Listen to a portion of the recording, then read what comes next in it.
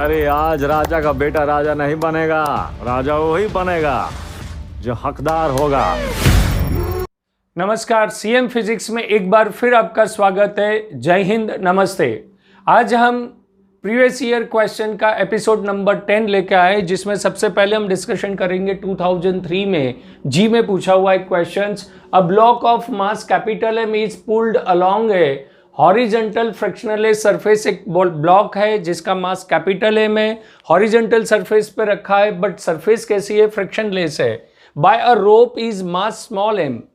Capital M का mass, एक block जिसका मास कैपिटल एम है, उसे स्मॉल एम के एक रोप से आपने बांधा हुआ है। If force is F is applied at the free end of the rope, the force exerted by the rope on the block is. यहां पर आपके पास एक ब्लॉक जिसको आपने फ्रिक्शनलेस सरफेस पे रखा है, उससे एक रोप से उसको टाइट किया हुआ है। रोप जिसका मास स्मॉल एम है, रोप के फ्री एंड पर आपने एफ फोर्स लगाया है, तो रोप कैपिटल एम के ब्लॉक पर कितना फोर्स लगाएगा वो हमें कैलकुलेट करना है। यदि हम यहां पर एक डायग्राम बनाए, सिंपल सा डायग्राम, यदि हम सिंपल सा डायग्राम बनाए कि हमारे पास एक फ्रिक्शनलेस सरफेस जिसके ऊपर आपने मास रखा हुआ है कैपिटल एम,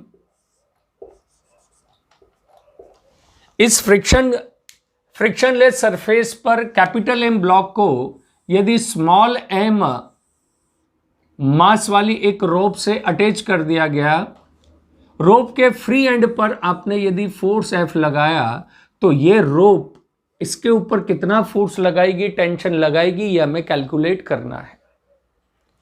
यदि देखा जाए तो हमारा सबसे पहले एक्सीलरेशन ऑफ द सिस्टम हमें एज्यूम करना पड़ेगा। हालांकि दिया नहीं है क्वेश्चन में, but acceleration of the system में एज्यूम करें तो सिस्टम पे लगने वाला नेट फोर्स एफ ही है, क्योंकि कोई फ्रिक्शन फोर्स अवेलेबल नहीं है। दैट मीन्स एफ नेट, आपके पास नेट फोर्स जो है वो एफ ही हो रहा है। और मास ऑफ द सिस्टम आपका कितना होता है? M plus M. तो acceleration of the system is F upon M plus M होगा, जिसको आप 1 मिनट के लिए साइड में रख दें। अब ब्लॉक का हमारे पास जो सिस्टम है, उस सिस्टम के अंदर 2 ऑब्जेक्ट है, एक कैपिटल एम है और एक स्मॉल एम है। तो इसका यदि हम फ्री बॉडी डायग्राम बनाए, इस तरफ यदि फ्री बॉडी डायग्राम बनाए, तो मास एम जिसका एक्सीलरेशन इस डायरेक्शन में ए है, जो हमने एज्यूम करा है, ये रोप इसके ऊपर टेंशन लगाएगी, कितना लगाएगी? टी लगाएगी। रोप इस ब्लॉक एम पर टेंशन लगाएगी टी इस डायरेक्शन में। तो इस डायरेक्शन में आपका टेंशन का फॉर्मूला क्या हो जाएगा? Tension means force, force is equals to mass into acceleration. Equation 2, equation 1। हालांकि जी नीट में आपके पास इतना टाइम नहीं होता है, बट हम अभी इस समय समझ रहे हैं। तो ब्लॉक एम पर ये रोप, मान लेते हैं कि यहां जो फोर्स लगा रहा है वो कौन सा लगा रहा है? Tension T is equals to net force is equals to mass into acceleration. Mass of the block is capital M और उसका एक्सीलरेशन हमने क्या एग्ज्यूम करा है? ए। हमारे पास सेकंड ऑब्जेक्ट क्या बनता है? ये रोड बचती है।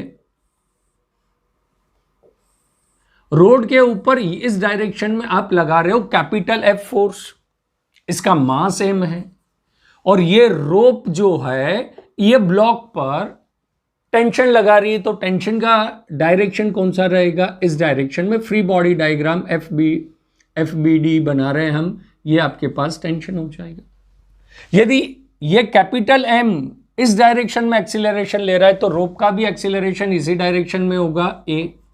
तो इसके लिए फार्मूला हो जाएगा, फोर्स में से टेंशन माइनस हो जाएगा, is equals to M into A. हमें टेंशन फाइंड करना है, तो tension T is equals to F minus M A हो जाएगा। तो T is equals to F minus M. A की जगह एक्सीलरेशन जो हमने सिस्टम का पहले एज्यूम करा है उसको सब्सटीट्यूट कर दे, तो F upon capital M plus A आपका आंसर होगा। After the solution T is equals to F into capital M plus F into small M, multiply कर दोगे F into M minus F into M upon M plus M. कुछ नहीं करा, LCM लिया है हमें। आप यहाँ देखिए एफएम से एफएम कैंसिल हो जाएगा, तो आपके पास इस समय टेंशन का फॉर्मूला आ जाएगा T is equals to mf upon m plus m। तो रोप जो है ब्लॉक M पर जो टेंशन लगाएगी T is equals to mf upon m plus m होगा। यदि हम ऑप्शन को फिर से रिकेप करें तो हमारे पास ऑप्शन जो आता है वो D आता है mf upon m plus m। अब हम नेक्स्ट क्वेश्चन के लिए जाएंगे। 2003 में पूछा हुआ क्वेश्चन, ये सेंट्रीपिटल एक्सीलरेशन टेंजेंशियल एक्सीलरेशन के कॉम्बिनेशन का क्वेश्चन है। A car is moving in the circular path of radius 500 metre, एक सर्कुलर पाथ जिसका रेडियस 500 मीटर है, with the speed of 30 metre per second, if the speed increase at the rate of 2 metre per second square. Speed increase नहीं हो रही है। Student जो read करता है एग्जाम में वो क्या रीड करता है, if the speed is increase at the rate of, मतलब वो अपने दिमाग में स्पीड ही रखता है, रेट नहीं रखेगा। The increase at the rate of 2 metre per second square, unit भी देखे तो 2 मीटर पर सेकंड स्क्वायर है, which is the unit of acceleration. Speed जिस रेट से चेंज हो रही है, speed with rate means dv by dt, that is acceleration is given to you, the resultant acceleration will be, particle का resultant acceleration क्या होगा। तो student ये सोचता है, जो दिमाग थोड़ा सा लगाता है कि speed increase at the rate of 2 metre per second square. यदि एक्सीलरेशन ही 2 मीटर पर सेकंड है और पहले वो अपनी स्पीड से जा रहा था 30, तो स्टूडेंट ए पे आंसर टिक करता है, जो कि राइट नहीं है। हम इसको समझे, वैल्यू 500, 30 और 2 मीटर पर सेकंड, इसको हम समझे कि हमारे पास एक सर्कुलर पाथ है, सर्कुलर पाथ जिसका हमें रेडियस दिया गया है 500 मीटर। हमारे पास सर्कुलर पाथ का रेडियस जो दिया हुआ है, radius of circular path is 500 metre, यानी ये रेडियस हो गया। यहां पर एक पार्टिकल है जिसकी वेलोसिटी 30 मीटर पर सेकंड है, velocity is 30 metre per second. तो इसका रिजल्टेंट एक्सीलरेशन और आपने उसका एक्सीलरेशन 2 मीटर पर सेकंड से बढ़ाया, तो यहां पर कांस्टेंट वेलोसिटी, एक्सीलरेशन और रिजल्टेंट एक्सीलरेशन पूछा है। तो सर्कुलर पाथ पे कोई ऑब्जेक्ट का रोटेशन करता है, सर्कुलर पाथ पर मोशन करता है, तो एक एक्सीलरेशन सेंटर में लगता है, which is called the AC, centripetal acceleration. और उसका फार्मूला आपको अच्छी तरह से मालूम होगा, v square by r. v यानी आपका कितना हो जाएगा 30 इंटू 30 अपॉन आर। आर आपका कितना है 500 मीटर। आप सॉल्व करोगे तो ये 1.8 मीटर आ जाएगा, isn't it? अब आप उसका एक्सीलरेशन जो है, स्पीड 2 मीटर पर सेकंड के रेट से आप इंक्रीज कर रहे हो, मतलब अब आप जो उसको एक्सीलरेशन दोगे वो एक्सीलरेशन उसका टेंजेंशियल एक्सीलरेशन होगा, इस डायरेक्शन में होगा, tangential acceleration in the direction of this one. ये उसका टेंजेंशियल एक्सीलरेशन होगा जिसकी वैल्यू है 2 मीटर पर सेकंड स्क्वायर आपको दी है। इसका रिजल्टेंट एक्सीलरेशन कैलकुलेट करना है, तो एक एक्सीलरेशन इधर, दूसरा इधर, लॉ ऑफ पैरेललोग्राम से इसका रिजल्टेंट एक्सीलरेशन हम निकाले तो इस टाइप से आता है, इस डायरेक्शन में आएगा रिजल्टेंट एक्सीलरेशन टेंजेंशियल और सेंट्रीपिटल को मिला के। तो acceleration a is equals to under root of AC square plus AT square होता है। बहुत इजी क्वेश्चन, लेकिन कैलकुलेशन थोड़ी सी टफ हो जाएगी। 1.8 का स्क्वायर इंटू 80, टेंजेंशियल एक्सीलरेशन 2 का स्क्वायर। अब आप बोलोगे कि सर ये स्क्वायर, तो थोड़ा सा आपको याद रखना पड़ेगा। 18 का स्क्वायर 3.24 प्लस 4, यानी ये लगभग हो जाएगा 7.24 के आसपास होगा। आप ऑप्शन देखें, ऑप्शन देखें इस टाइप के 2, ये तो हो नहीं सकता। इसका आंसर 7 के आसपास है, अंडर रूट ऑफ 7 समथिंग आप मान के चलो। तो 4 मीटर तो हो नहीं सकता, क्योंकि 16 हो तो अंडर रूट 4 होता है, तो ये दो ऑप्शन कट हो गए। अब हमारे पास 2.7 और 2.5 बचा है, तो 2.5 के लिए आपको अंडर रूट में चाहिए 6.25 हो, तो अंडर रूट 2.5 होता है, तो इसका आंसर अप्रोक्सीमेटली 2.7 आता है, जो कि फाइनल। आप ईमानदारी से कैलकुलेशन करने जाएंगे तो it is very tough to take a under root within a few second, but आप कॉम्प्लिकेशन से चले कि 2 तो आंसर हो ही नहीं सकता, सेंट्रीपिटल अंडर रूट 7 है। 4 भी नहीं हो सकता, क्योंकि 4 आंसर तभी आता जब अंडर रूट के अंदर 16 हो। अब हमारे पास 2 चॉइस बचे। अब 2.7 का तो पता नहीं मेरे को, 2.5 का है, 6.25 होता है, बट मेरा 7 है, तो इससे ज़्यादा एक ऑप्शन है 2.7। 4 तो ऑलरेडी कैंसिल हो गया, इसलिए हमारा आंसर कितना हो जाएगा 2.7। Next question please. क्वेश्चन हमारा 2005 से है। ये आज जो हमने जितने भी क्वेश्चन सिलेक्ट कर रहे हैं वो जी में पहले पूछे गए, उसके बाद कुछ ईयर के इंटरवल के बाद वो नीट में भी आए। तो 2005 में जी में पूछा हुआ question, a car is moving on the straight road with the speed of 100 metre per second. एक कार मूव हो रही है रोड के ऊपर, 100 मीटर पर सेकंड उसकी स्पीड है। If the coefficient of friction between the types लिखा है बट टायर होना चाहिए, the type and the road is 0.5, typing mistake है, टायर होना चाहिए। Tyres and road is 0.5, coefficient of friction means mu आपको दिया है। The distance which the car can be stopped is, car कितने डिस्टेंस में स्टॉप हो जाएगी। तो आपको हमने प्रीवियस एपिसोड में स्टॉपिंग डिस्टेंस का भी एक फार्मूला बताया है कि जब कार मूव हो रही हो, हम यहां लिख सकते हैं, यदि हमारे पास एक कार मूव हो रही है जिसकी इनिशियल वेलोसिटी आपके पास दी हुई है, car is moving with the initial velocity u, इसमें रिटार्डेशन आप a प्रोड्यूस कर रहे हो, तो इसका stopping distance d is equals to u square by 2a होता है। ये एक नॉर्मल क्वेश्चन है, जब फ्रिक्शनलेस सरफेस पे कार मूव कर रही है, उसकी इनिशियल वेलोसिटी u है, आफ्टर अप्लाइंग ए ब्रेक उसमें रिटार्डेशन ए प्रोड्यूस हो रहा है, तो car will stop after the travelling a distance d is equal to u square by 2a which is called the stopping distance. But यहां पर coefficient of friction available है, तो एक स्पेशल फार्मूला जो मैं यहां डिराइव कर रहा हूं उसको ध्यान रखिएगा, जो आपके लिए बहुत शॉर्टकट हो जाएगा कि किसी भी क्वेश्चन में फोर्स इज इक्वल टू कितना होता है, mass into acceleration. Force is equals to mass into acceleration. और यदि इस फोर्स, फ्रिक्शन फोर्स, आपने किसी ऑब्जेक्ट पे एफ फोर्स लगाया और उसको फ्रिक्शन वाली सरफेस पे छोड़ दिया, तो वो फोर्स धीरे धीरे फ्रिक्शन फोर्स कम करता जाएगा, और ऑब्जेक्ट जब स्टॉप हो जाएगा उस समय फ्रिक्शन फोर्स कितना हो गया होगा, तो friction force F is equals to कितना होता है, म्यू एन। आपको मालूम है F is equals to mu into m g होता है। तो जब ऑब्जेक्ट स्टॉप हो जाता है तब आप लिख सकते हो M A is equals to mu M G, M से एम कैंसिल हो जाता है, acceleration is equals to mu into G होता है जब फ्रिक्शन अवेलेबल होता है। तो जब फ्रिक्शन अवेलेबल होता है तो स्टॉपिंग डिस्टेंस का हम एक और नया फार्मूला याद कर सकते हैं कि stopping distance is equals to u square upon 2a।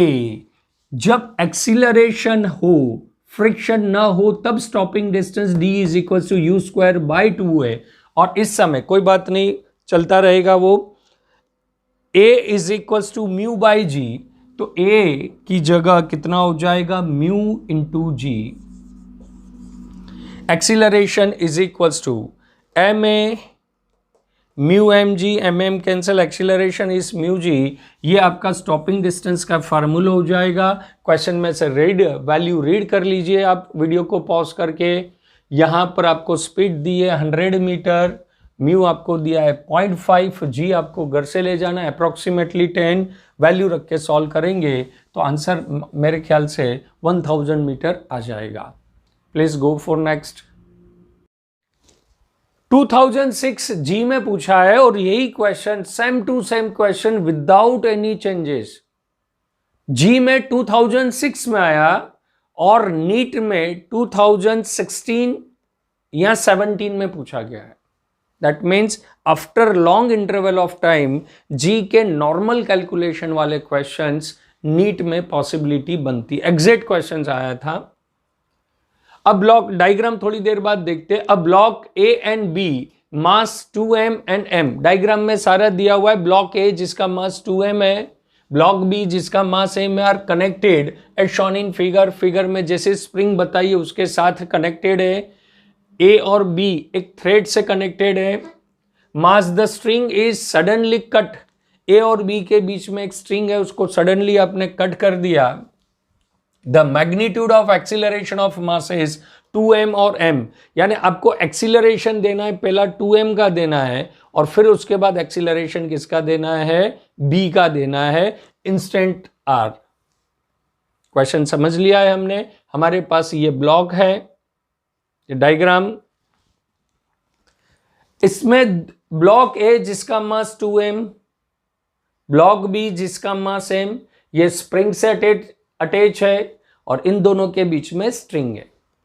यदि ये स्ट्रिंग को मैं सडनली कट कर देता हूं तो ये ब्लॉक नीचे जाएगा और ये स्प्रिंग इसको ऊपर ले जाएगी। तो इन दोनों के एक्सीलरेशन हमें फाइंड करना है उस इंस्टेंट पे जब मैंने कट करी। तो यहां पर दो लॉजिक लगेंगे। जब मान लेते हैं